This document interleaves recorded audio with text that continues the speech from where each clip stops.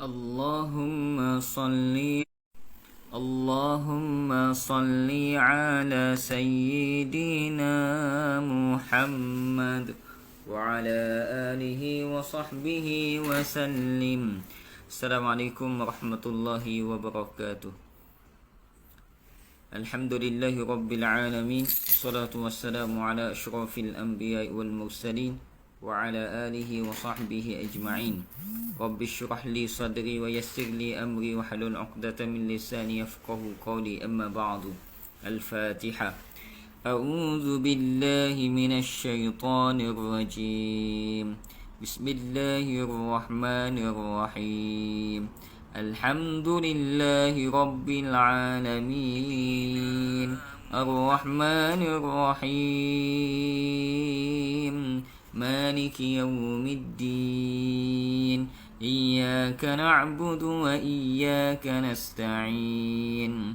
Ihdinas siratal mustaqim. Siratal ladzina an'amta 'alaihim ghairil maghdubi 'alaihim waladdallin. Amin. Alhamdulillahi rabbil alamin. Wassalatu wassalamu ala asyrafil anbiya'i wal mursalin wa ala alihi wa sahbihi ajma'in. Rabbi syrah li sadri wa yassir li amri wa halul 'uqdatam min lisani yafqahu qawli, amma ba'du. Alhamdulillah, syukur kita kepada Allah Subhanahu wa taala pada pagi Isnin di bulan yang mulia Zulhijjah ini kita dapat sama-sama insya-Allah dapat keberkahan daripada Allah Subhanahu wa taala. Tuan-puan yang dirahmati oleh Allah Subhanahu wa taala, sehingga kini kita bersyukur dan terus bersyukur kepada Allah Subhanahu wa taala di atas segala limpahan kurniaan nikmat yang telah Allah kurniakan kepada kita semua sehingga ke saat ini. Tuan-puan yang dirahmati oleh Allah Subhanahu wa taala, insya-Allah pada pagi ini kita buat sedikitlah sesi soal jawab. Tuan-puan boleh taikkan soalan pada ruangan komen. InsyaAllah saya akan menjawabnya setakat yang saya tahu, setakat yang saya belajar, dan mengikut garis panduan etika pengamal perubatan Islam yang berdiri di atas garis panduan syariat Allah Subhanahu wa ta'ala, insyaAllah. Tuan-puan dirahmati oleh Allah Subhanahu wa ta'ala, dalam perubatan Islam kita perlu nilai tiga aspek utama yang kita perlu buat penilaian terhadap pengamal perubatan tradisional ataupun perubatan Islam. Iaitu yang pertama, tuan-puan boleh catatkan Yang pertama adalah bacaan dia. Yang kedua adalah kaedah yang diguna pakai, kaedah perawatan dia. Yang ketiga, bahan yang digunakan, yang diaplikasikan sebelum, semasa dan selepas rawatan. Jadi tiga ni adalah aspek utama yang perlu kita nilai terhadap seseorang yang mengamalkan perubatan tradisional ataupun perubatan Islam yang mengaku sebagai ustaz, yang mengaku sebagai tuan guru, yang mengaku sebagai tok bomoh, dukun dan sebagainya lagi, perawat. Jadi tiga perkara ni iaitu bacaan, kaedah, bahan mestilah berdiri ataupun mengikut garis panduan syariat Allah SWT dan mematuhi etika sebagai pengamal perubatan tradisional dan komplementari yang telah digariskan oleh pihak atas dalam perawatan ruqyah. Jadi tuan-puan yang dirahmati oleh Allah Subhanahu wa taala, pertama adalah bacaan. Bacaannya mesti jelas, yakni kita dengar dengan jelas dan tidak diragui bacaannya. Yang terlebih baik adalah bacaan Al-Qurannya tartil. Kalau bacaannya Al-Quran mesti tartil, bertajwid betul Tidak boleh seorang perawat tu mengaku perawatan Islam, mengaku buat ruqyah tapi bacaan rosak, bacaan punah, bacaan berterabur tajwid. Bila berterabur tajwid, orang tanyalah kenapa baca dengar macam berterabur tajwid, tidak taktil. Jawab dia ikut pelet Yaman. Tuan-tuan dirahmati Allah, bacaan ni, qiraat ni, Qiraat dia ada periwayatan dia, imam-imam yang membawa ke bacaan. Tidak boleh sewenang-wenangnya kata ini pelet Yaman. Tidak boleh, kita mesti ikut bacaan-bacaan yang telah digaris, yang telah diajarkan oleh alim ulama, dipanggil apa? Ulama qura, ulama-ulama dalam periwatan ruqyah, periwatan sanad bacaan, riwayat-riwayat imam-imam yang masyhur mutawatir.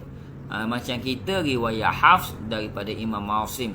Jadi begitulah bacaannya, mesti ikut takdir tajwid.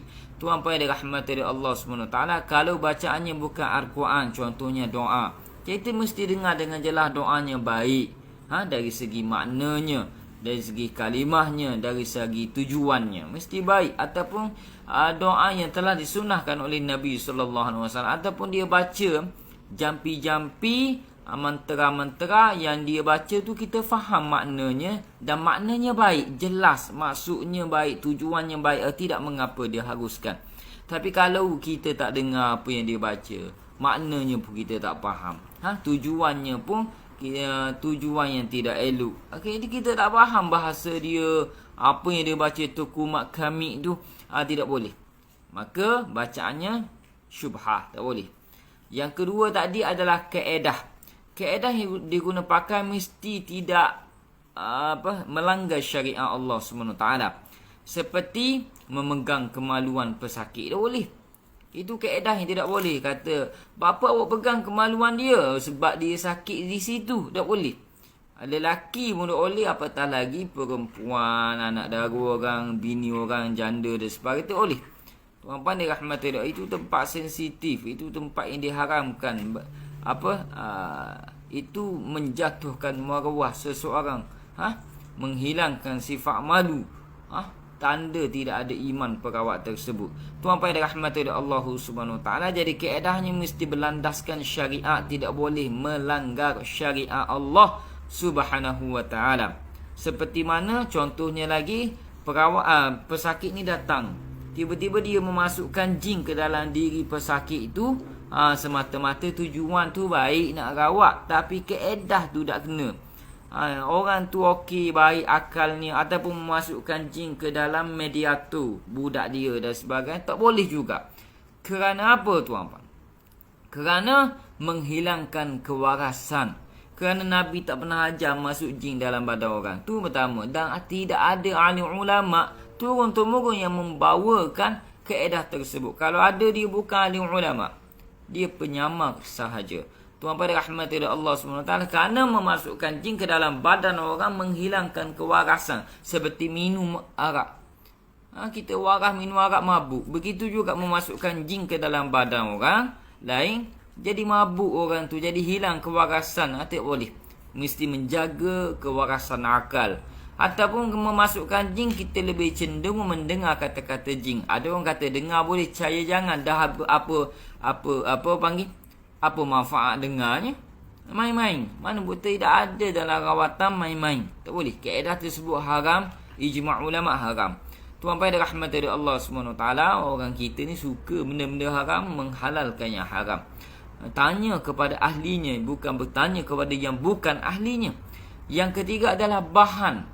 Bahan yang diguna pakai sebelum, semasa dan selepas perawatan ruqyah, mestilah bahan yang sesuai dengan penyakit pesakit tersebut, dan bahan yang tidak najis. Bukan kita klaim bahan ni boleh menyembuhkan, bahan ni habis bahan tu sesuai untuk penyakit semua. Tidak sebegitu. Ada bahan-bahan yang tidak sesuai dengan penyakitnya, walaupun tidak haram, tapi dia memudaratkan, ataupun tidak memberi kesan apa-apa. Yang memberi kesan Allah SWT pasti. Akan tetapi ada ubat yang sesuai dengan penyakit ini, ada bahan yang sesuai dengan penyakit ini, ada bahan yang sesuai dengan penyakit ini.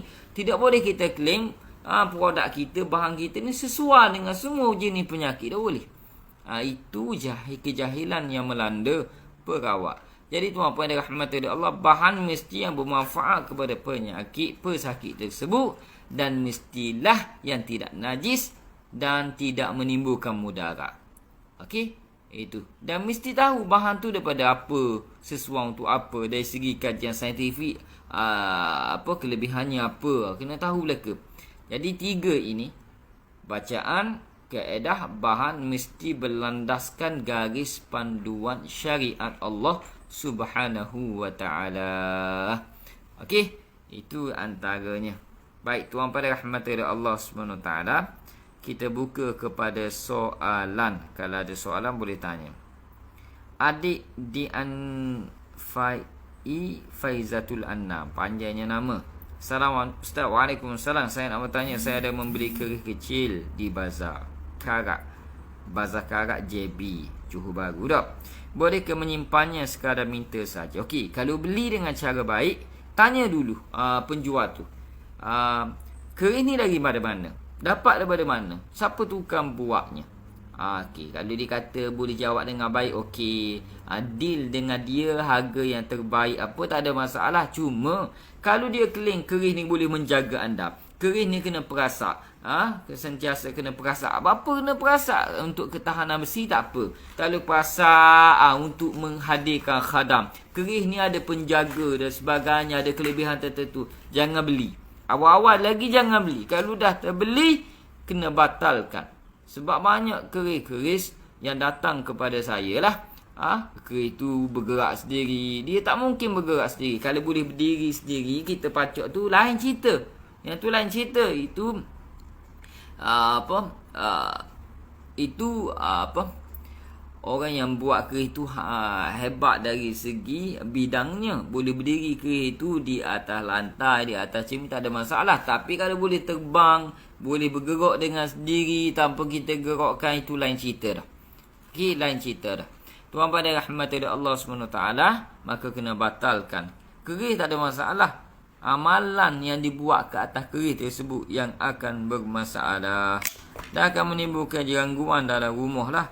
Kalau benda tu tak boleh ada campur aduk dengan kaitan dengan bangsa jin, kharam jin dipanggil, kharam ghaib dipanggil. Baik, seterusnya kita tengok soalan lagi. Kalau ada soalan boleh tanya, nanti saya akan jawab ikut giliran lah. Selamat pagi semua. Rawatan perubatan Asy-Syifa Tawakal hadir dari Kuantan Pahang, masya-Allah, tabarakallah. Semoga dipermudahkan segala urusan rawatan di mana? Kuantan Pahang.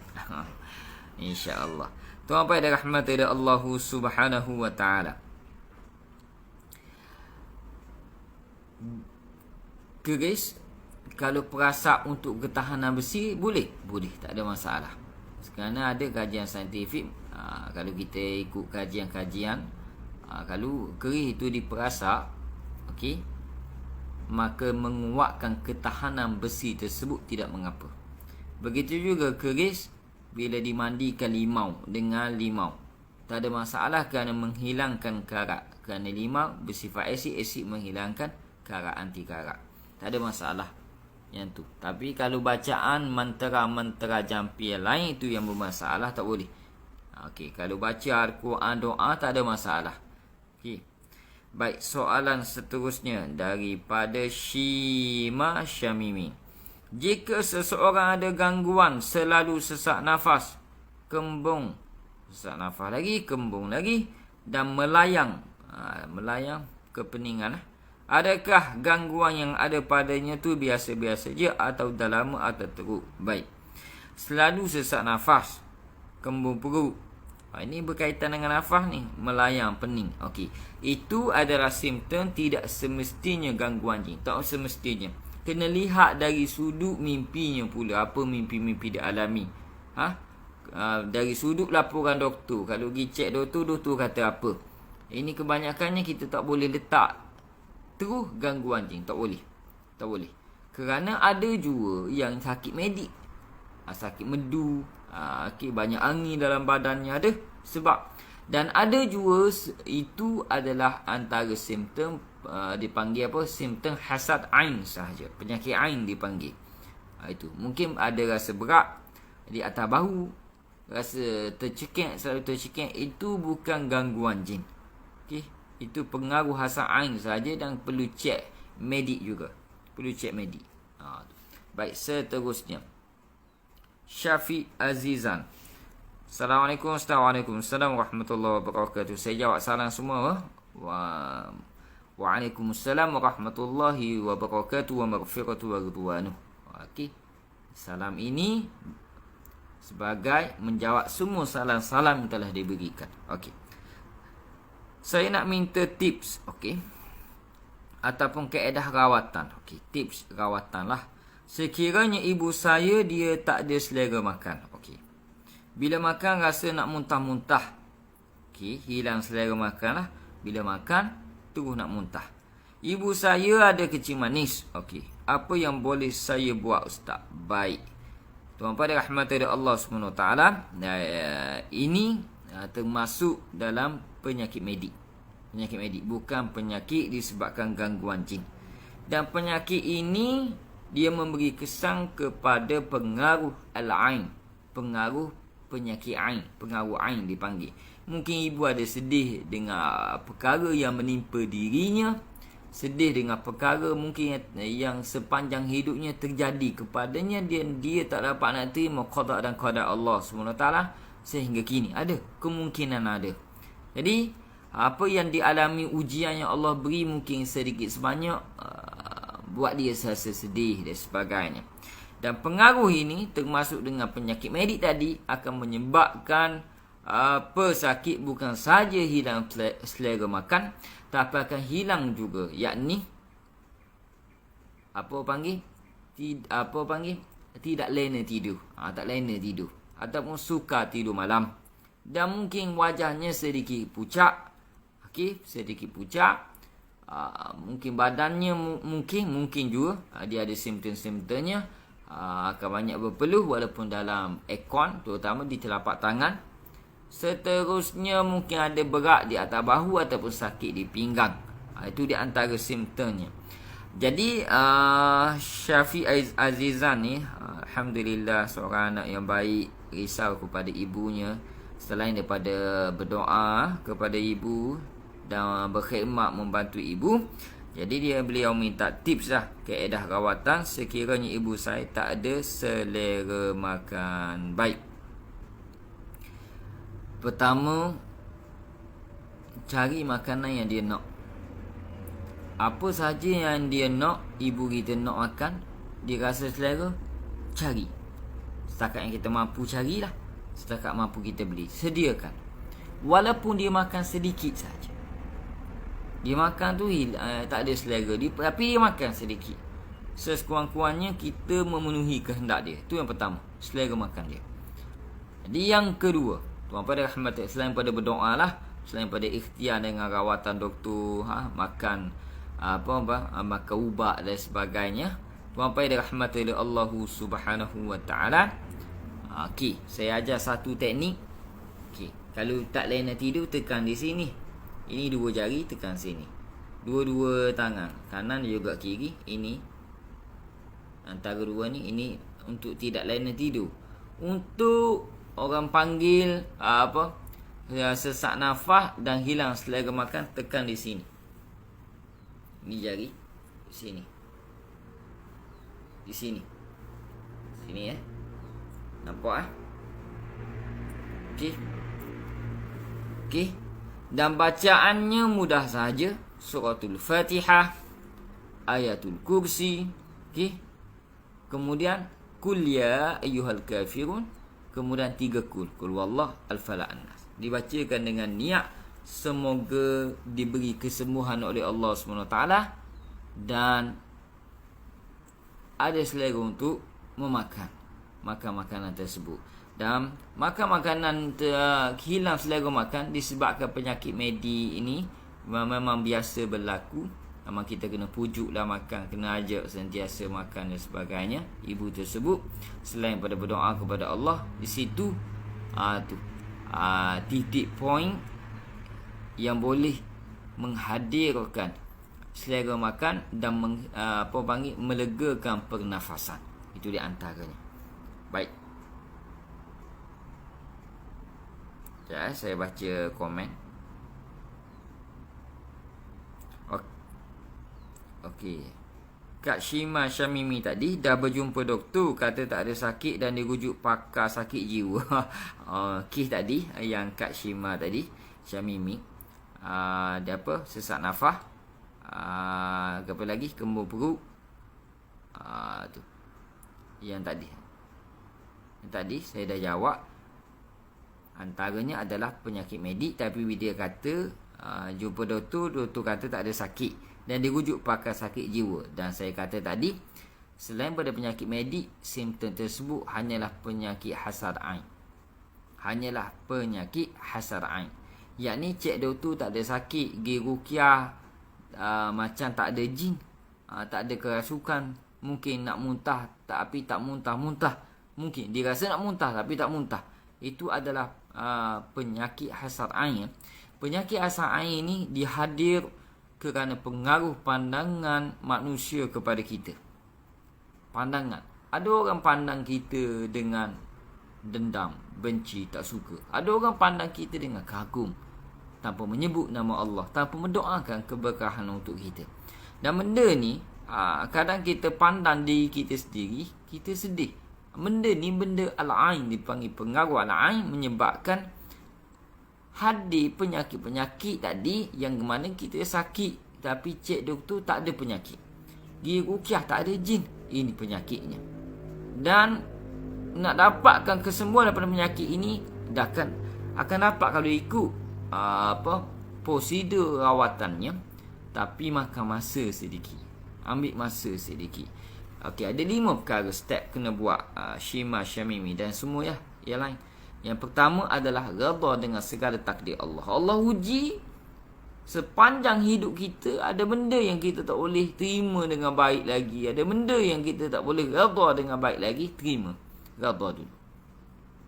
Yang kedua, syukur di atas segala nikmat yang kita ada.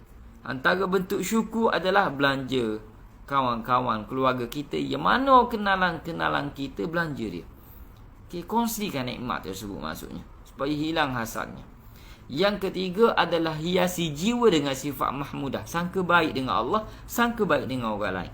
Okay, beri kemaafan kalau ada orang buat silakan kita. Yang ketiga, jaga perkataan dan penulisan. Banyakkan zikir. Jaga kata-kata, jangan sampai orang sakit hati dengan kata-kata kita. Dan jangan kita ni terlalu memuji diri. Okay. Yang kelima adalah bentengi diri dari pengaruh luar, yakni syaitan tadi. Amalkan 3 kul, 10 ayat pembentengan dan sebagainya. Okey. Itu. Okey, Shima Syamimi jawab pula, apa rawatan sesuai untuk penyakit hasad ini? Saya dah bagi tahu tadi. Dah banyak kali buat rawatan, baiknya sekejap aja. Ya. Okey, bila dirawat tidak kerasukan. Tidak ada saka, tidak ada sihir. Kalau perawat tu kata ada saka, apa buktinya? Kalau ada sihir, apa buktinya juga? Mesti ada fakta-faktanya. Kerana setiap simptom penyakit sihir ada penyakit sihir ada simptomnya. Saka ada simptomnya. Ini adalah simptom hasad ain. Seperti saya sebut tadi, 5 perkara tu mesti dilakukan setiap hari. Usaha 5 perkara ni. Kerana penyakit ini terjadi dengan 5 perkara tadi, 5 rukun tadi dipanggil. Okey. Next, seterusnya. Dan saya cadangkan Shima Syamimi selalu minum air susu, yakni susu segar fresh milk pada setiap pagi. Fresh milk, susu segar fresh milk pada setiap pagi 1 gelas. Sebelum minum bacalah Fatihah, ayat kursi 3 kul. Itu di antara untuk rawatan penyakit hasad ain. Itu di antaranya. Okay. Ada lagi perawatannya lain, keadaan-keadaan, tapi saya tak mampu nak jelaskan panjang lebar di sini. Nanti akan jadi macam kelas pula. Okey, seterusnya, soalan seterusnya. Wassadamai. Bagaimana jika perawat membaca ayat-ayat Al-Quran sambil buat pergerakan jurus, menggerakkan tangan, dihalakan kepada pesakit? Okey. Yang pertama bacaan, yang kedua kaedah, yang ketiga bahan. Okey. Pertama bacaan Al-Quran. Okey. Kita dengar dulu bacaan dia tu okey tak? Kalau bacaan perawat ada okey, tak payah. Perawat tu kena balik ngaji dulu. Betulkan bacaan ayat Al-Quran dengan taktil. Maknanya kalaulah bacaan tu terlalu banyak rosak, huruf pun tertukar, panjang pendek pun tertukar, kena belajar. Kalau kita dengar perawat tu baca Quran, anak kita lebih betul daripada dia baca. Anak kita sekolah rendah lebih betul, sekolah menengah lebih betul daripada perawat tu baca. Awas, dia tak mahir. Itu tak mahir. Perlu belajar lagi dan lagi. Okey, itu pertama. Okey, yang ni dia baca Quran sambil buat pergerakan jurus. Dalam perawatan ruqyah, etika pengamal perubatan Islam yang telah digariskan oleh Darusshifa, Darussalam dan juga pihak JPK, Jabatan Pembangunan Kemahiran Malaysia, dalam perawatan ruqyah tidak ada menggunakan jurus dalam perawatan Islam. Dia kita tengok ada tu dalam FB, dia tidak bertauliah.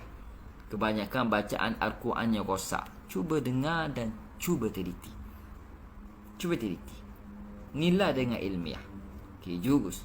Dah Rasulullah guna jurus tak?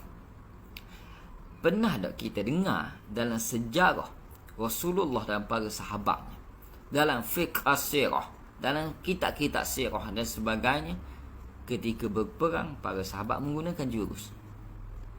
Tidak ada. Dalam perang Badar tu macam mana ustaz? Perang Badar malaikat yang bantu.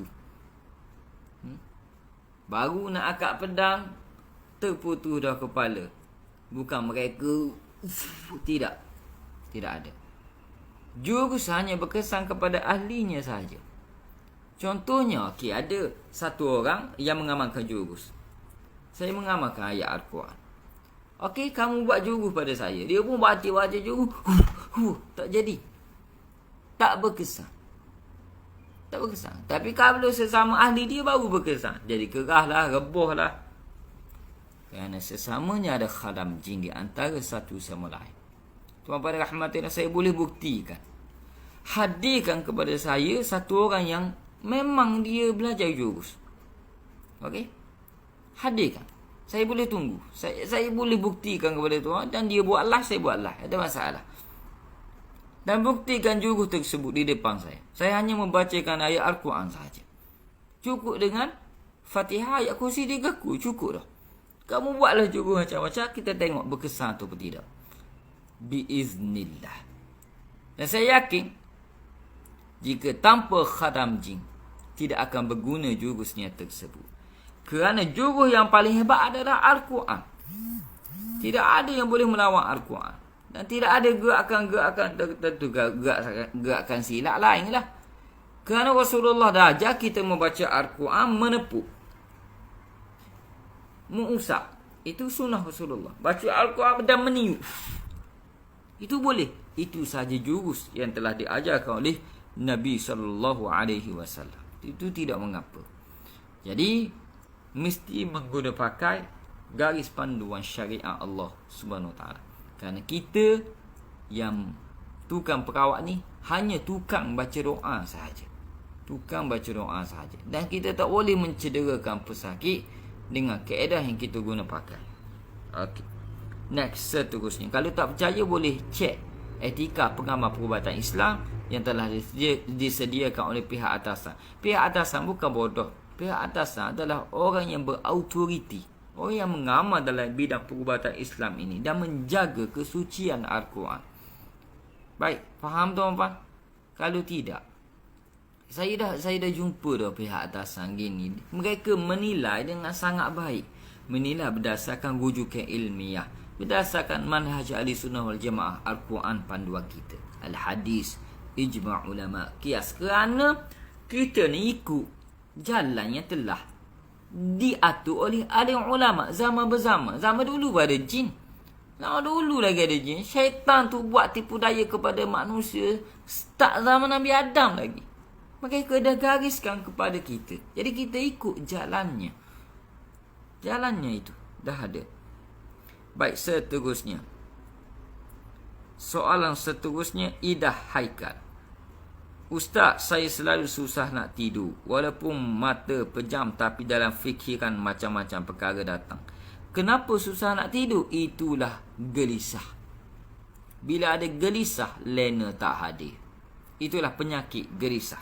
Dan gelisah tu ada sebab kenapa kita gelisah. Ada sebab. Lepas tu selalu tidur mimpi diberi bayi atau dihukum bayi. Ini simptom jin pendamping ataupun saka. Dua. Ini simptom jin pendamping atau saka. Adakah itu satu gangguan? Ya. Itu di antara simptom sama ada pendamping ataupun saka. Dua tu lah. Ada bukan saka pendamping, bukan pendamping saka. Itu simptomnya. Jadi siapa ni? Puan Ida Haikal. Okey. Macam ni. Pertama, sebelum tidur ambil wudu. Kemudian tutup pintu, baca Bismillahirrahmanirrahim. Tutup sampah yang ada, ikat dengan plastik. Kebah katil sebelum tidur sambil sebut Bismillah, Allahu Akbar, Bismillah, Allahu Akbar, Bismillah, Allahu Akbar. Kemudian naik di atas katil, madukan kedua tapak tangan, bacakan surah Fatihah, ayat kursi 3 ku, niat sebagai doa, benteng diri. Sapu di atas kepala, wajah, seluruh badan lah, depan, belakang, sapu semua sekali. Kemudian kalau ada minyak wangi, gaharu atau kasturi, pakai sebelum tidur, pakai. Dan baca doa tidur dengan baik. Faham lah? Itu cara dia. Dan kalau tak lena lagi, kita tengah baring tak lena, buat macam ni. Dua belah tangan lah, tukar lah antara tangan-tangan tu. Okey, point untuk lena tidur, catatkan baik-baik. Terutama sekali Puan Ida Haikal dan semua yang suka lena tidur, catat baik-baik. Baik. Ini antara tangan kita, point supaya cepat lena. Ni antara dua jari clicking dan juga jari manis, kita turun sampai di garis ini. Okey, sama betul dengan ini. Kita tekan di sini. Okey, baca surah Al-Anfal ayat sebelah. Baca surah Al-Anfal ayat sebelah. Tak ingat ustaz, buka Al-Quran, buka handphone. Ada dalam tu ayat tu, baca 7 kali sambil tekan di titik ini. Kemudian tukar tangan. Antara dua jari ini turun sampai garis ni, tekan, baca surah Al-Anfal ayat sebelah 7 kali. Dan ini titik supaya mudah mengantuk. Bila kita baca sambil tekan ni, biasanya kita akan menguap.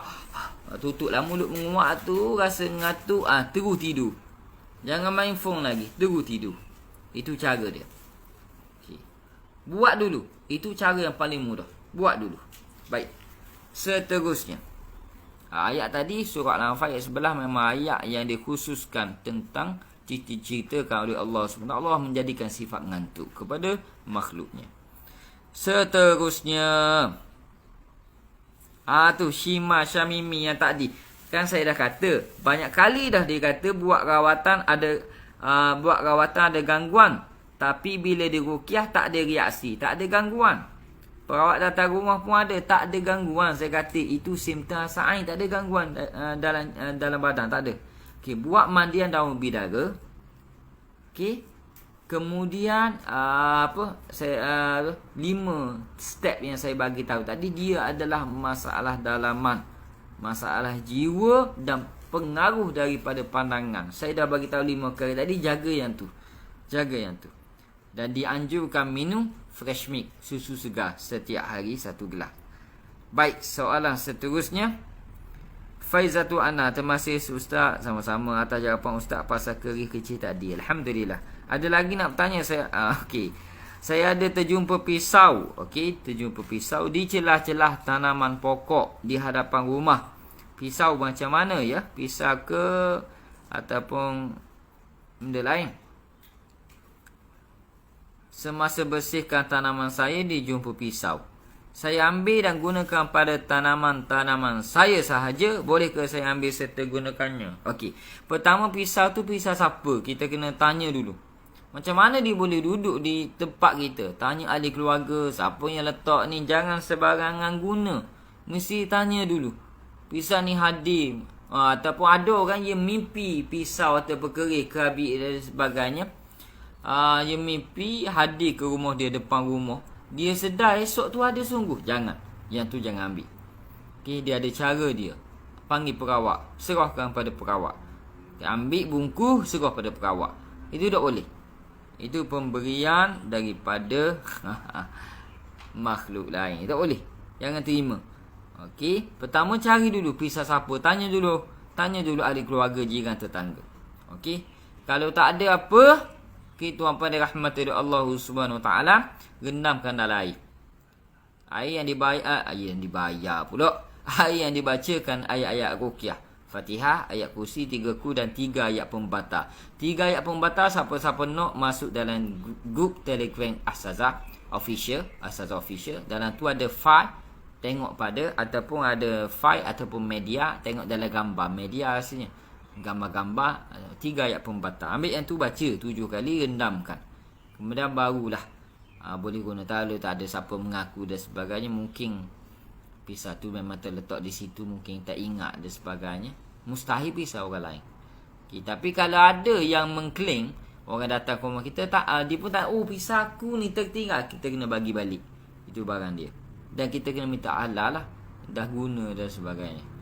Okey, seterusnya Syafiq Azizang, yang tadi, terima kasih Ustaz, sama-sama. Ciri-ciri yang Ustaz sebut tadi ada pada ibu saya. Kan dah bagi tahu. InsyaAllah saya cuba keadaan yang Ustaz bagi tadi. InsyaAllah. Barakallahu fikum. Cuba dulu. Saya beritahu ni atas apa yang saya belajar berdasarkan rujukan kitab dan berdasarkan pengalaman yang saya telah merawat. Okey. Seterusnya. Okey. Baca soalan siapa ni? Abdul Malik bin Bulhi. Okey, Abdul Malik bin Bulhi. Sering bermimpi merawat orang yang dikenali. Okey. Maknanya dia mimpi merawat orang yang kenal dan tidak dikenali, yang kerasukan dan masalah gangguan. Masalah kamu mimpi kamu merawat. Okey. Dan saya pernah dirawat ustaz dan asazah dalam mimpi. Masya-Allah. Maknanya mimpi saya dan tim merawat anda. Ataupun dirawat tu dah. Pernah kala dan ular hitam, kala jengking dan ular hitam masuk rumah secara tiba-tiba di tengah rumah. Boleh jelaskan Ustaz? Baik. Alhamdulillah. Okay, mimpi yang dialami oleh Tuan Abdul Malik bin Bulhi kita ini adalah di antara antara dua. Sama ada mimpi tu adalah hadisun nafs, iaitu selalu tengok live kami, selalu tengok live saya ataupun tim saya sehingga masuk ke dalam mimpi, itu hadisun nafs, mainan tidur sahaja kerana aktiviti yang kita buat. Dan pernah mimpi merawat, ini juga boleh dikatakan hadisun nafs, mainan tidur jiwa dipanggil, kerana jiwa mungkin ada jiwa merawat, mungkin ada jiwa yang ingin belajar tentang minat dalam mendalami ilmu perawatan ruqyah sehingga merawat orang yang dikenali atau tidak dikenali di dalam mimpi. Tak ada masalah yang tu. Kalau mimpi tu bukan mainan tidur sekalipun, itu adalah mimpi yang baik. Itu adalah mimpi yang baik. Yang ni kita membaca Al-Quran, kita merawat dengan baik, tak ada masalah. Pernah kala jengking dan ular hitam masuk rumah secara tiba-tiba di tengah rumah. Okay. Dimasuk, kita halau dulu. Kala dan juga ular hitam itu di antara bentuk gangguan tempat. Gangguan tempat. Kalau dia hadir, kita halau dulu dengan mulut. Keluar engkau daripada rumahku ini 3 kali. Kalau membahaya dan tak keluar lagi, kita berhak membunuhnya. Tapi jangan lupa menyebut nama Allah. Bismillah, Allahu Akbar. Jika nak bunuh binatang-binatang yang masuk rumah ataupun di sekitar rumah. Okey. Itu nak tahu. Dan kalau boleh saya cadangkan kepada Tuan Abdul Malik bin Bulhi, buat pagar rumah. Dalam rumah bacakan selalu 10 ayat pembentingan, dan kalau boleh pergi rumah tersebut sambil dibacakan ayat kursi di seluruh dinding-dinding dalaman rumah kecuali tandas. Buat yang tu. Baik. Okey, seterusnya. Soalan seterusnya saya tengok bawah. Okey. Roslizawati Ghazali. Terima kasih buat nota. Terima kasih buat nota. Saya tengok soalan Okey. Banyak soalan ni. Saya baca ikut ni lah, ikut turn. Okey. Ustaz, apakah ayat yang terbaik untuk dibaca untuk mengelakkan terkena sihir? Ayat yang terbaik adalah 3 kul. Itu paling mudah, 3 kul. Kerana dalam 3 kul, kul huwallah ada menyebut tentang sifat-sifat Allah. Ayat terakhir, walam yakul lahu kufuwan ahad. Tidak ada yang boleh menandingi kekuasaan Allah, walaupun sihir sekalipun. Sihir nak terjadi pun dengan izin Allah. Sihir terjadi pada kita dengan izin Allah. Allah mungkin nak uji kita. Okey, baca ayat tu. Qul huwallah. Yang kedua, Al-Falaq. Al-Falaq ada menyebut tentang ikatan-ikatan wanita sihir. Contohnya pada ayat apa? Qul a'udzu birabbil falaq min syarri ma khalaq wa min syarri ghasiqin idza waqab wa min syarri nafasati fil 'uqad. Al-'uqad adalah ikatan-ikatan sihir. Dan akhir sekali, wa min syarri hasidin idza hasad. Dan daripada kejahatan orang-orang yang hasad. Orang yang sebelum melakukan sihir pada kita, dia mesti hasad dulu. Jadi ayat yang terbaik yang ditanya ayat, iaitu ayat itu, Al-Falaq. Tapi kalau boleh bacalah 3 ku tu. Dan An-Nas minal jinnati wan nas.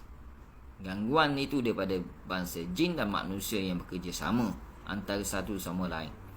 Okey, itu ayat. Kalau amalan pula, jangan buat orang sakit hati lah dengan kita. Itu jaga perkataan, jaga perbuatan. Seterusnya, Hamidah Arifin. Ustaz, saya sentuh daun bidara, saya menjerit. Apakah ada jin di badan saya? Sentuh daun bidara ni, daun tidak ada duri. Daun bidara tidak menyakitkan. Tapi daun bidara itu adalah daun yang berkah. Disebut 4 ayat di dalam Al-Quran tentang daun bidara, pokok bidara dan daunnya. Jadi bila kita orang normal sentuh daun bidara, tak akan menjerit.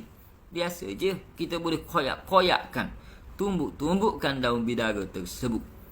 Akan tetapi bila mana kita ada gangguan ataupun pengaruh yang tidak baik pada badan kita, kita sentuh daun bidara, menjerit, kesakitan, sedih, alergi dan sebagainya, takut, itu adalah simptom gangguan yang sangat jelas. Jelas dah tu. Itu gangguan. Okey, berubatlah. Dan pesakit sebegini amat baik kalau dia buat mandian daun bidara. Ambil 7 helai atau 21 helai daun bidara tersebut. Kalau boleh dari dahan yang sama daun tu. Kalau tak cukup, ambil dahan lain, tak apa. Dahan yang sama. 21 helai, tumbuk halus dengan lesung. Masukkan ke dalam air 1 baldi. Sebatikan air tersebut dengan daun bidara. Kemudian boleh hapah-hapahnya tu, daun-daunnya setelah disebatikan dengan air, boleh buanglah. Tinggal air saja yang telah dicampur tadi. Bacakan surah Fatihah 3 kali, ayat kursi 3 kali, 3 kul 3 kali, dengan niat penyembuhan, perlindungan daripada Allah dengan berkat ayat Al-Quran tadi, ditiupkan dan dibuat mandi. Baca tadi jangan baca dalam tandas, baca 2 tandas lah. Sebab diharam baca Al-Quran dalam tandas. Faham lah? Okey, buat. Kalau kamu mandi menjerit, okey, bertahan. Panggil suami, panggil anak-anak, mandikan kamu. Kalau kamu mandi tiba-tiba keluar macam benda hitam, sep. Tu saya pernah mandikan pesakit macam benda hitam, sep lagi. Kejut saya. Muncul saya tak lagi. Okey, itu pengaruhnya. Biasa saja. Abaikan gangguan, fokus kesembuhan. Okey. Jangan klaim yang bukan-bukan. Seterusnya, Romaini Makzin. Maka saya selalu mimpi orang yang telah meninggal. Selalu mimpi orang yang telah meninggal dan membuatkan kita insaf dan bertaubat, takut buat dosa, banyak zikir, banyak mendekat diri kepada Allah. Itu mimpi yang baik. termasuk kita mimpi kita meninggal. Tapi kalau selalu je mimpi orang meninggal ni datang bercakap dengan kita, bagi amalan untuk kita, cakap benda-benda yang bukan-bukan itu tidak boleh. Itu termasuk simptom sama ada dua. Kalau kamu tengah sakit sekarang dan mimpi orang yang meninggal, mimpi berkenaan dengan orang mati, tanah kuburan, kerangka manusia, itu adalah mimpi berkaitan dengan buhu sihir. Tapi kalau kamu mimpi orang-orang yang meninggal tu, kamu kenal dia, keturunan kamu itu sudah termasuk simptom saka. Faham Dia ada beza dia. Jadi saya bagi perbezaan tersebut, nilailah dengan sendiri berdasarkan situasi kamu. Okey, seterusnya. Dah guys, nak minum poso lagi lah setakat ni. Tak tahu buka kat ke. Setakat ni poso lagi, alhamdulillah. Poso sunat. Seterusnya,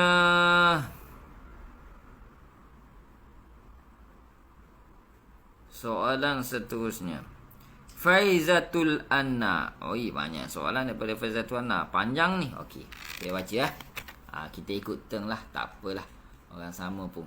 Saya nak bertanya, Ustaz, saya pernah bengkak pergelangan tangan sebelah kanan sahaja.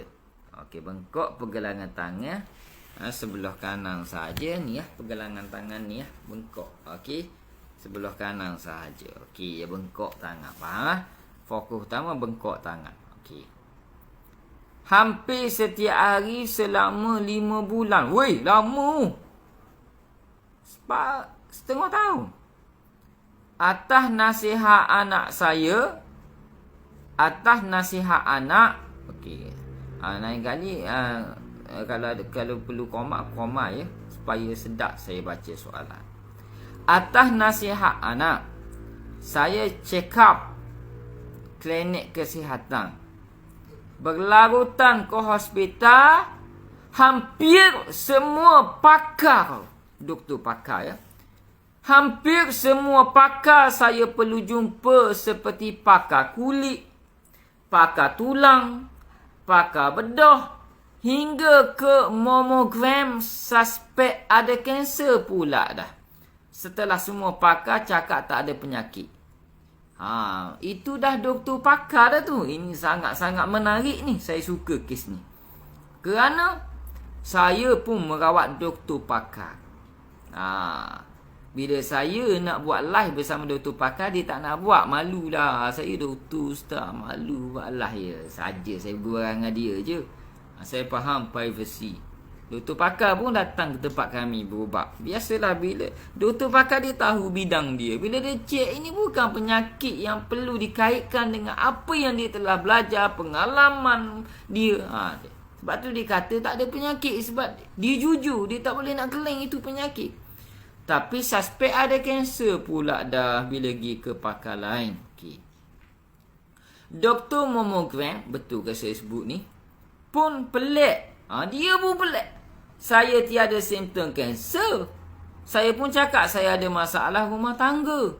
Doktor nasihat akan jumpa perubatan Islam. Ini doktor yang terbaik. Bila dia cek perubatan dia tak ada apa, dia suggest. Dia cadangkan dijumpa perubatan Islam memang terbaik. Saya ucapkan tahniah kepada para doktor sebegini yang percaya bahawa ada unsur lain, bukan saja penyakit medik. Ada black magic juga. Gitu. Okey, tahniah doktor. Kerana ada doktor tak percaya. Saya pernah merawat bini seorang doktor. Bini dia kerasukan depan dia. Dia masih lagi tak percaya. Gerang saya nak urin penyepak. Bukan menampar dah penyepak tu. Senang-senang kamu rawat lah. Akhir sekali bila dia dah rawat isteri semakin sembuh. Barulah dia terima. Ada yang macam tu. Tak jadi saya nak bagi penyepak. Sorry digurau sahaja. Tapi sebenarnya sungguh saya rasa macam tu. Tapi kita tak buat lah macam tu. Jadi doktor nasihatkan jumpa perubatan Islam. Alhamdulillah. Boleh ke ustaz tafsirkan? Boleh, bukan tafsir. Kalau tafsir ni ayat Quran. Maksudnya boleh jelaskan. Okey? Mengikut pengalaman saya dan pembelajaran lah. Dah banyak perawat perubatan Islam saya jumpa macam-macam pendapat dari mereka. Saya agak muskil. Ya. Bila muskil kena bertanya kepada ahlinya. Baik. Saya akan jawab seperti mana yang saya belajar. Baik. Masalah utama adalah pertama, bengkak pergelangan tangan kanan sahaja dan saya minta fokus ya Faizatul Anna, betul-betul fokus sebab saya akan tanya soalan yang berkaitan dan kita leraikan sebelum live ini habis. Dan semua ambil ini sebagai pengajaran. Baik. Pergelangan tangan dia sakit. Tangan kanan saja. Dan berlarutan sehingga 5 bulan. Habis doktor pakar tulang pergi, pakar kulit pergi, pakar bedah pun beli, pakar mamogram. Saya sebenarnya tak tahu apa itu mamogram. Tapi saya baca tadi. Okey, sebab saya bukan ahli dalam bidang medik. Okey. Semua kata tak ada masalah. Suspek. Bukan disahkan kanser, suspek baru. Okey, itu yang saya faham tadi daripada penjelasannya. Suspek kanser dan bila dicek dengan doktor pakar mamogram tadi, dia kata tak ada simptom kanser, tak ada penyakit tersebut. Jadi dia suggest cadangkan pergi perubatan Islam. Okey. Dan macam-macam perubatan dah yang kakak ini pergi, akak puan ini pergi, puan Faizatul Anna ini pergi. Macam-macam penjelasan yang diberikan oleh perawat dan dia muskil. Sehingga kini muskil dan keliru besar. Okey, pertama saya nak tanya Kak Faizatul Anna. Okey, saya akan tengok sini soalannya dan sini soalan yang terbaru. Tolong jawab tolong komen Puan Faizatul Anna. Pertama, tangan pergelangan tangan kanan tu masih sakit sehingga kini atau tidak? Itu pertama. Yang kedua, apa mimpi-mimpi yang telah dialami oleh Puan Faizatul Anna sepanjang sakit ataupun sebelum sakit itu terjadi? Tolong jawab dua soalan ni. Saya rasa saya dah temu jawapannya, cuma saya nak mengesahkan sahaja. Nanti saya akan bagi penjelasan. Sedang saya cadangkan sangat anak-anak ataupun yang belajar medik ambil point ataupun para doktor, nurse dan sebagainya ambil point ataupun pengajaran daripada rawatan ni. Sebab saya amat serius ingin berkongsi tips ini. Okey, boleh jawab tak Puan Faizatul Anna? Kita fokus pada soalan dia, pada masalah dia. Mungkin akan dapat rungkai pada pagi ini biiznillah, insya-Allah. Sebab saya pernah merawat penyakit sebegini dan lebih teruk lagi daripada sebegini. Dan ada dalam kitab. Okey, teruskan. Saya tunggu jawapan Puan Anna, Faizatul Anna. Harap ada lagi lah dalam live ni. Harap Puan Faizatul Anna masih ada kekal dalam live ni. Tolong jawab dua soalan saya tadi. Kita tunggu sekejap. Okey.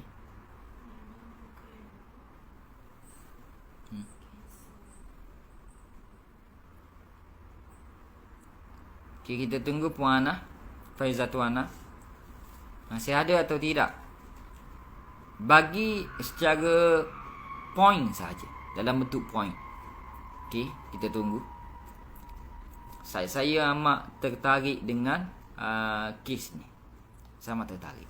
Sebab habis doktor dah dia pergi. Saya amat suka sangat sebelum orang merawat dengan saya, pergi dia pada hospital, klinik doktor. Saya nak dengar apa kata doktor. Itu. Supaya mudah. Dia kata doktor tak ada penyakit. Ini memang mudah. Memudahkan proses rawatan saya.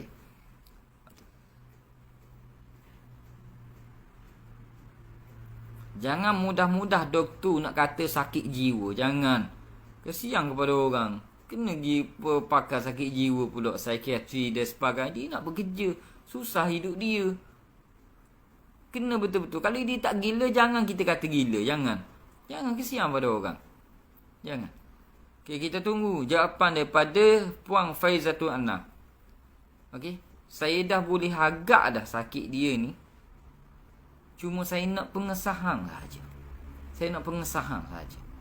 baru saya beri penyelesaian. Saya nak pengesahan. Saya perlu buat pengesahan. Sama ada apa yang saya agak ni betul atau tidak. Mesti ada pengesahan dia. Agak tu mesti berdasarkan ilmu lah. Dari panduan ilmu dan pengalaman. Puan Faizatul Ana, tolong masuk. Tolong taipkan soalan saya. Saya ulang lagi. Okey. Sekarang Puan Faizatul Ana masih sakit atau tidak pergelangan tangan kanan tu? Kata 5 bulan dah. Habis doktor dah pergi. Tak dapat kesan penyakit. Soalan saya, masih sakit atau tidak? Yang kedua, mimpi apa yang dialami oleh Puan Faizatul Ana sebelum sakit ataupun esok tu nak sakit malam tu, ataupun dan juga sepanjang sakit tu apa yang selalu Puan Faizatul Ana mimpi, terutama mimpi binatang. Saya nak tahu.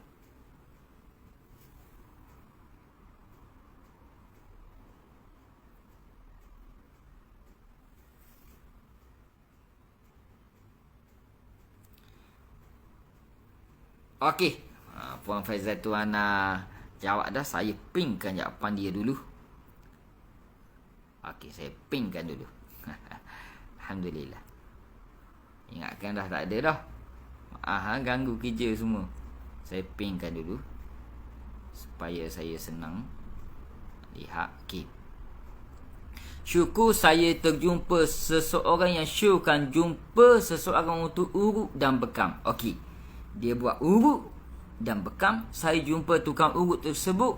Kebetulan bekas staf hospital bahagian saraf. Diminta seminggu urut berbekam selama 3 kali dalam seminggu. Okey.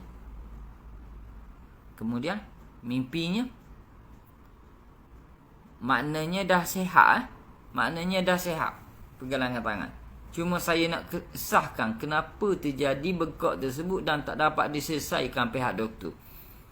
Saya nak sahkan apa sebenarnya yang telah dialami menyebabkan penyakit itu berlarutan sehingga 5 bulan. Okay. Apa mimpi dialami? Secara ringkasnya, Puan Faizatul Ana ada atau tidak memukul binatang ataupun membunuh binatang, dan binatang tersebut sakitnya, pukulan tersebut terkena pada pergelangan tangan kanan. Sakitnya tersebut ada ataupun tidak?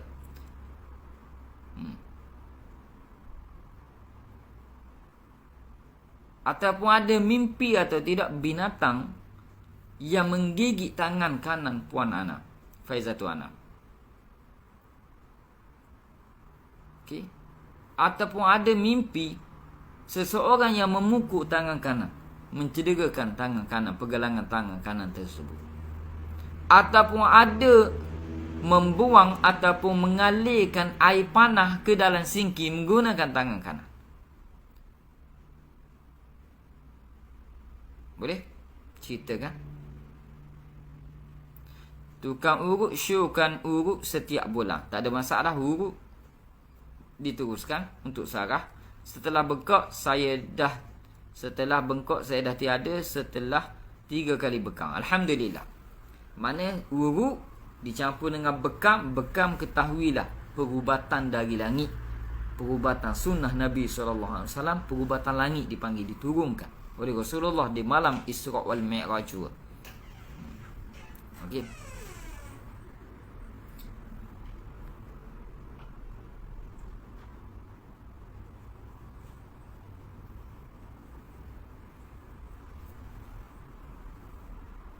Oh, ada dah ada pasal mimpi. Okey, saya baca mimpi Faizatul Ana.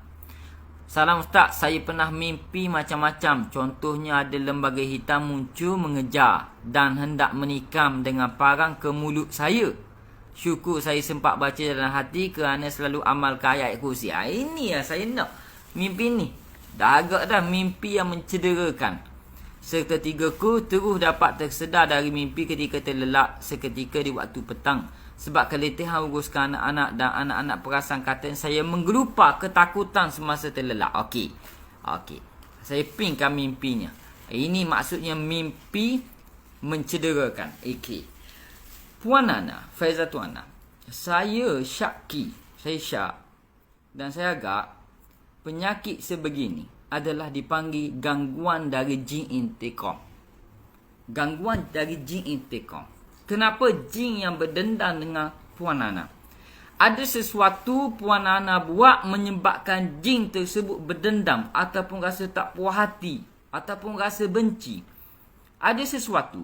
Cuba Puan Faizatul Ana ingat balik. Apa yang telah Puan Faizatul Ana buat sebelum pergelangan tangan kanan tu sakit? Ada tak? Buang air panas dalam sinki ataupun tempat-tempat di luar jendela ke apa tak? Di mana-mana mungkin terkena jin tersebut dan dia membalasnya. Buktinya apa? Mimpi tadi.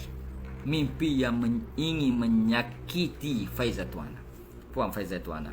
Yang kedua, Puan Faizatul Ana ada atau tidak membunuh binatang dengan menggunakan tangan kanan ataupun membunuh binatang tersebut dan cederanya banyak pada pergelangan tangan. Cuba cek betul-betul. Cuba ingat balik 5 bulan lepas. Cuba ingat balik. Kebanyakan ini adalah dipanggil sakit ini disebabkan gangguan jin intiqam. Dalam bab jin intiqam ada penerangan tentang kes sebegini sehingga sakit dialami oleh pesakit. Okey? Dan bila diruqyah tidak ada kerasukan, yang ada mungkin bergegar sahaja badan, bergegar tangan. Okey, dan mungkin dia menangis rasa sakit di pergelangan tangan kanan tersebut. Bila dicek hospital tak tahu sakit apa, tapi mimpi selalu mimpi yang ingin menyakiti Puan Ana, mengancam, mengugut, menyakiti. Itu kebanyakan. Itu simptom jin intiqam. Baik, kita tunggu jawapan Puan Faizatul Ana. Ada atau tidak? Yang saya bagi tahu tadi, apa aktiviti yang telah Puan Faizatul Ana buat sebelum sakit tersebut? Cuba ingat balik baik-baik. Sebanyakannya itu simptomnya. Sebab saya pernah terjumpa yang lebih hebat lagi sakit. Seperti Puan Faizatul Ana. Oh ustaz, itu medik je masalah ni. Dia dah cek dengan doktor pakar, pelbagai doktor pakar mengesahkan itu bukan penyakit medik. Dan doktor suruh pergi perubatan Islam, ada something wrong. Ada benda yang tak guna, yang tak dapat dirungkai dengan perawatan hospital doktor. Okey, faham semua? Okey. Maknanya setelah diurut dan dibekam hilang. Dia bekam amat baik dalam perawatan gangguan jin. Amat baik. Saya showkan kalau di tempat saya, bila saya rawat pesakit dan saya tengok pesakit ini sesuai untuk bekam, kena bekam untuk lebih lagi, saya cadangkan. Saya tak rasa saya cadangkan. Dan ada yang bekam dan lebih sihat. Itu. Subhanallah.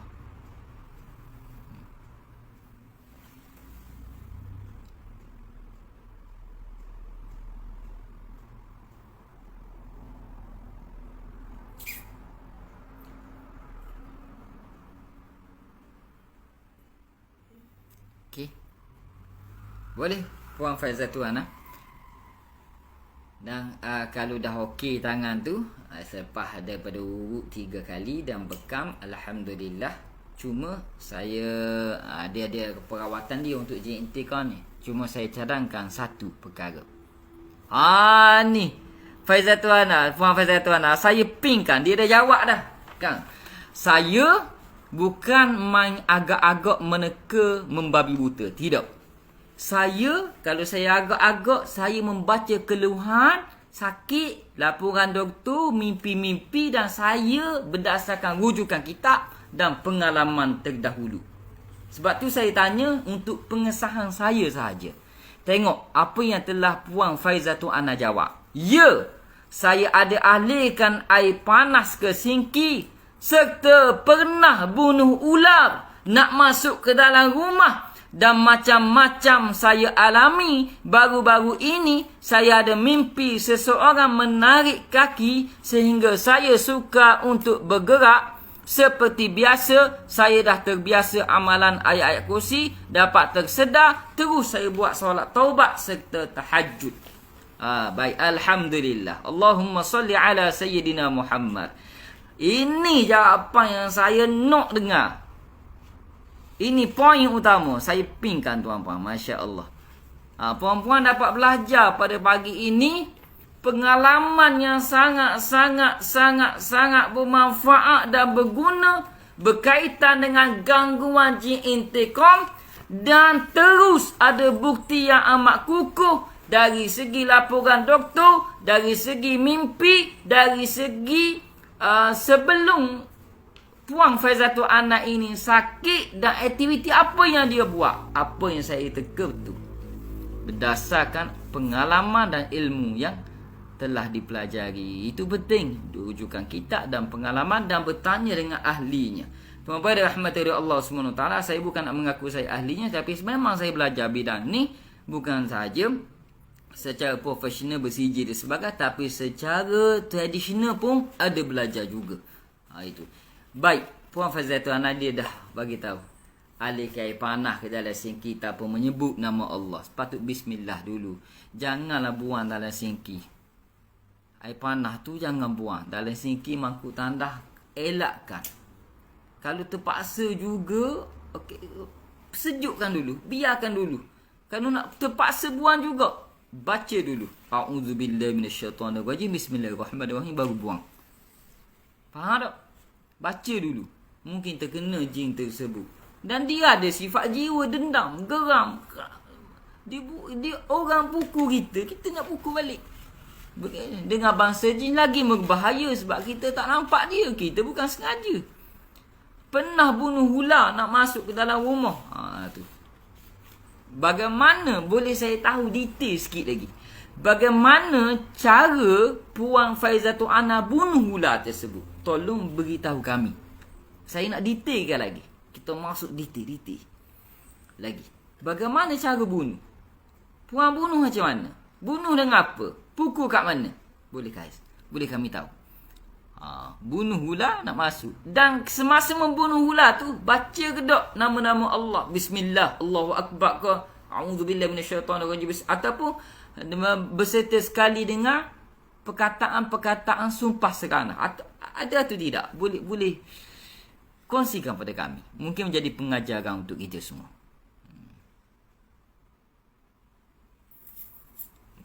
Ini serangan jin intiqam. Serangan jin intiqam. Dia panggil Allahumma salli ala sayyidina Muhammad wa ala alihi wa sahbihi wa sallim. Okay. Minta maaf saya fokus kepada masalah Puan Faizatul Ana kerana masalah dia amat rumit. Habis doktor jumpa 5 bulan dah. Saya fokus pada soalan dia dulu. Okey, rezeki lah dapat bersama-sama pada pagi ni. Sedikit lagi ya. Sedikit lagi. Pukul apa dah? Pukul 8 dah. Semua nak masuk jabat termasuk saya pun. Okey, boleh kongsikan pada kami sedikit lagi. Alhamdulillah. Terima kasih pada semua. Jazakumullah khairan jazak yang infak star dapat 610 star pada pagi ni. Jazakumullah khairan jazak. Semoga Allah SWT memberkahi kalian semua. Allahumma at'im man at'amana wasqi man saqana. Allahumma barik ala hadhihi rizq.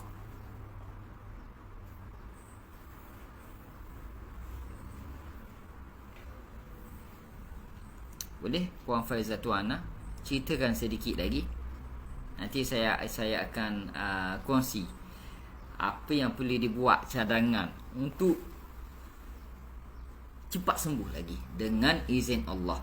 Kerana likulli da'in dawa, kata Rasulullah. Likulli da'in dawaun. Tiap-tiap penyakit ada penawarnya. Bila tepat penawarnya, sembuh penyakit tersebut dengan izin Allah. Dan Allah SWT amat pemurah. Dia yang maha menyembuhkan. Dia tidak menzalimi manusia, tidak menzalimi makhluknya. Dia memberi.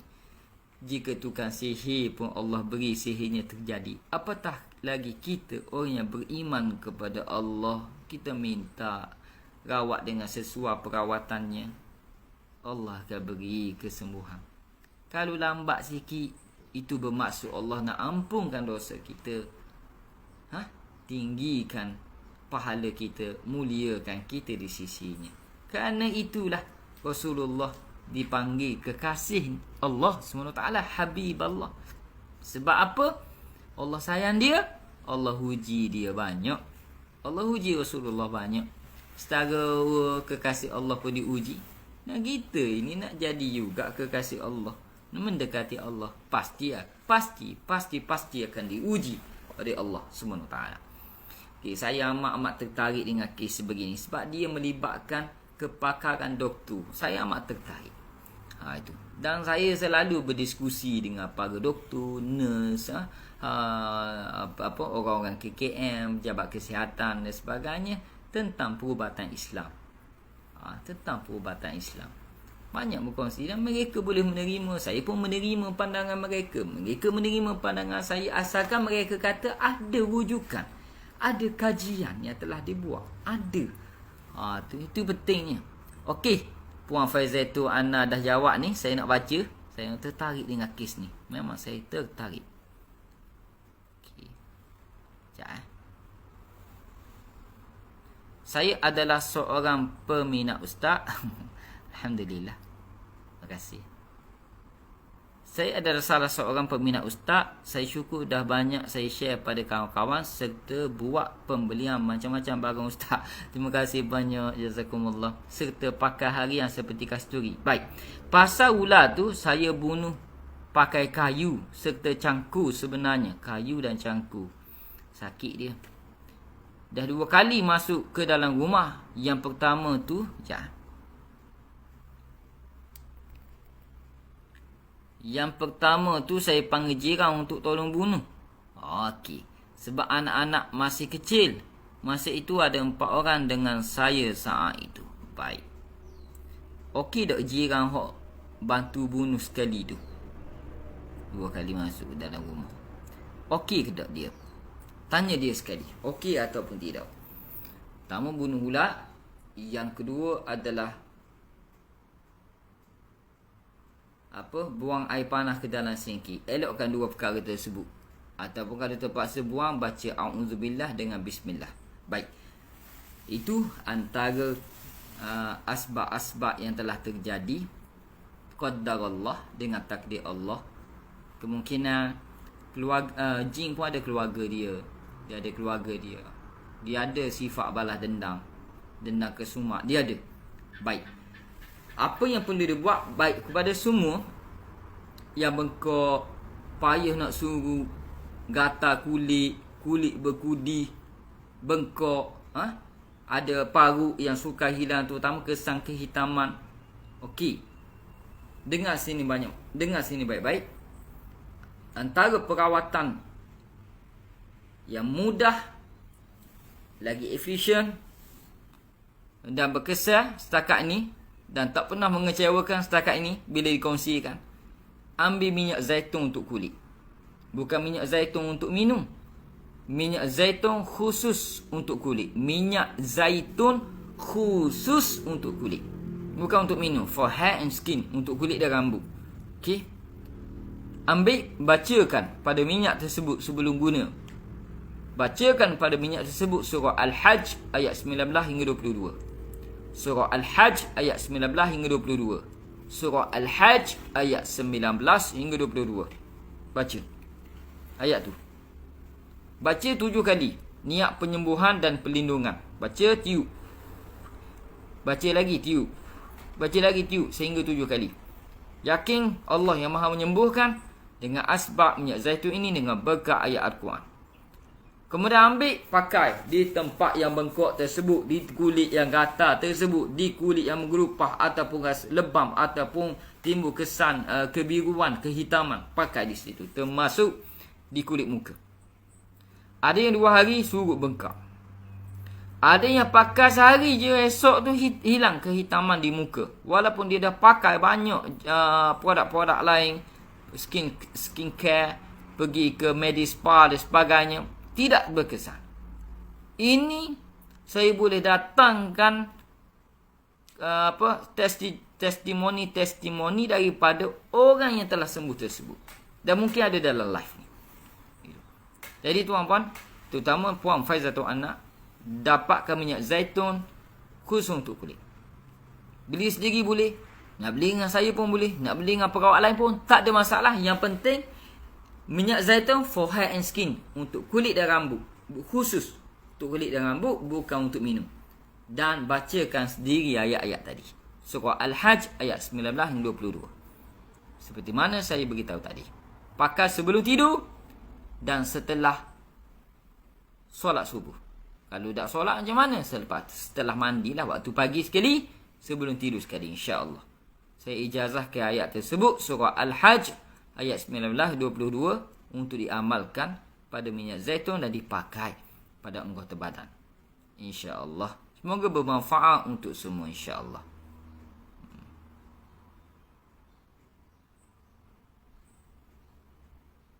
Minyak zaitun tak pedih, minyak zaitun tak panas. Kerana dia rasa sejuk dan dia sekejap je. Kalau for hair and skin, dia kita sapu sikit je, dia minyak sekejap, tapi dia akan menyerap ke dalam kulit. Menyerap sekejap je ke dalam kulit. Dan dia tidak berleming, tidak rasa belengah orang panggil. Bahasa kampung panggil belengah. Apa ada? Rasa melekit, tidak. Okey. Insya-Allah. Dan minyak zaitun kalau yang kami guna biasanya minyak zaitun ni lah. Ni. Nampak tak? Olive oil lotion. Ni kami di Asaza Official menggunakan yang ni. Kalau di tempat kami rukiah dah lah, tapi kami cadangkan anda baca sendiri. Boleh lah beli sendiri, baca sendiri, buat sendiri je. Kita dah bagi tadi. Okey. Kita dah kongsi tadi. Okey. Dia tidak akan pedih, dia tidak akan panas. Yang rasa pedih, rasa panas tu ada something wrong. Ada benda tak kena pada dia. Teruskan pakai. Terutama yang masalah kulit, bengkak, kesan kehitaman, lebam, gatal, itu masalah utama.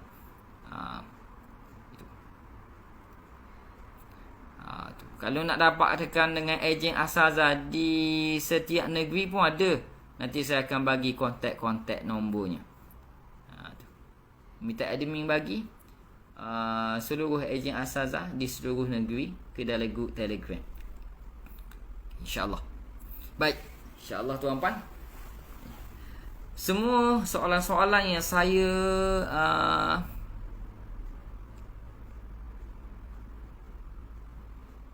okey, saya baca satu testimoni daripada Puan Lani. Saya dah amalkan. Sekejap. Saya dah amalkan minyak zaitun tu. Alhamdulillah, dulu memang teruk kulit muka, panas pedih menggerupah dan jadi kehitaman. Alhamdulillah, sekarang dah hilang semuanya dengan izin Allah, qaddarallah. Barakallahu fiik. Terima kasih bagi testimoni. Banyak jerawat berkesan tak pakai zaitun? Boleh berkesan. Saya pernah pakai. Tengok sendiri ya. Jerawat ni tak ada lah siapa tidak, licin je. Okey. Saya bukan pakai setiap malam lah. Saya pakai mungkin seminggu sekali. Itu je. Ustaz, tikus boleh jadi? Boleh jadi benda tikus. Ustaz, tikus boleh jadi gangguan ke? Tak termasuk. Sebab semua rumah ada tikus. Termasuk tikus di rumah saya pun, bapak ada di dapur. Ini tidak semestinya gangguan. Itu halau lah. Saya kesian kadang nak bunuh tikus. Kadang umi saya letak perakat tikus pun, saya lepas esok. Saya lepas di luar rumah lah. Tu saya tak sampai hati tengok dia kena bunuh. Tu satu lagi saya takut. Saya takut antara, tapi kebiasaannya jin tasyakku, yakni menjelmakan dirinya sebagai tikus, jarang sebenarnya, jarang. Biasanya ular, kalau jengking rama-rama biawak. Kebiasaan itu je. dan kucing hitam kebiasaan. Tikus jarang sangat.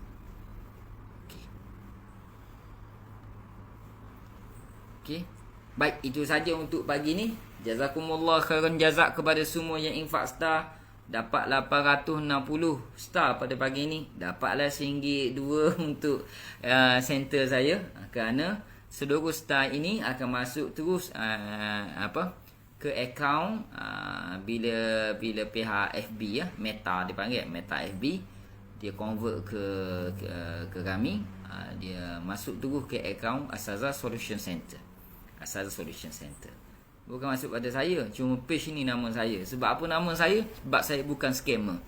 Nama saya sama macam dalam IC. Sebab saya bukan scammer. Saya letak nama saya. Saya tak letak nama tuk apa ke, tak. Gelaran apa tak. Saya terus kepada nama saya. Asaza tu pun gelaran saya. Ahmad Salihin Zamri. Ahsaza. Ahmad Salihin Zamri. Ahsaza bahasa Arab ihsazan, iaitu maksudnya pertolongan. Ihsan, kebajikan. Kita tolong orang dan kita semaikan kebajikan. Okey, pertolongan, silaturahim.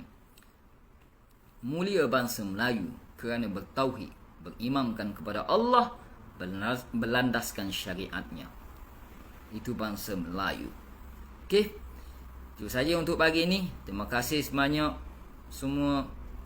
InsyaAllah moga-moga kita dilimpahi rahmat oleh Allah SWT, dikurniakan kesihatan yang berpanjangan, diberkahi segala amalan. InsyaAllah jumpa lagi pada live yang akan datang. InsyaAllah. Itu saja untuk pagi ini. Wabillahi taufiq wal hidayah. Wassalamualaikum warahmatullahi wabarakatuh. Barakallahu fikum. Ahadun ahad. Allahu akbar.